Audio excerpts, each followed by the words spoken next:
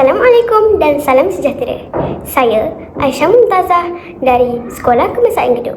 Kini bersama anda dalam segmen khas Digital Anchor Studio bertemakan Suara Cilik Dunia Digital. Kita kini hidup dalam dunia moden yang dipenuhi teknologi. Setiap hari, kita menggunakan peranti seperti komputer, tablet dan telefon pintar untuk belajar, berhubung dan mencari maklumat. Dunia digital membuka peluang luas kepada kita semua.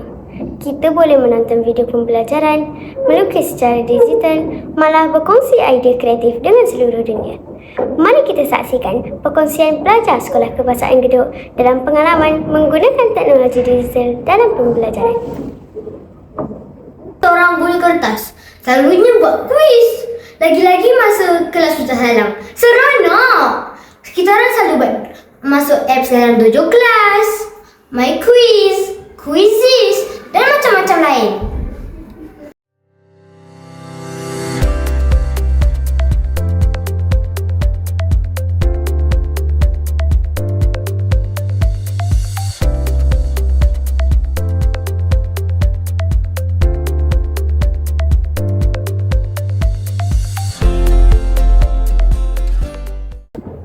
Namun, kita mesti berhemah dan bertanggungjawab semasa berada dalam talian.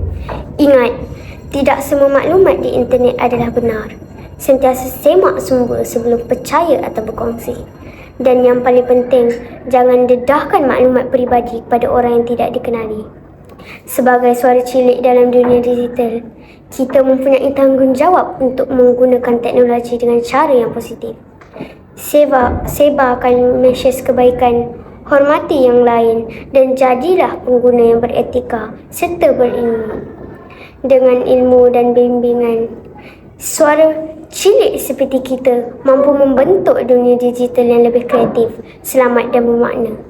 Saya, Aisyah Mumtazah binti Muhammad Syakir Izzuan dari Sekolah Kebangsaan Geduk melaporkan untuk Carnival Fun Digital Peringkat Daerah Tampin 2025.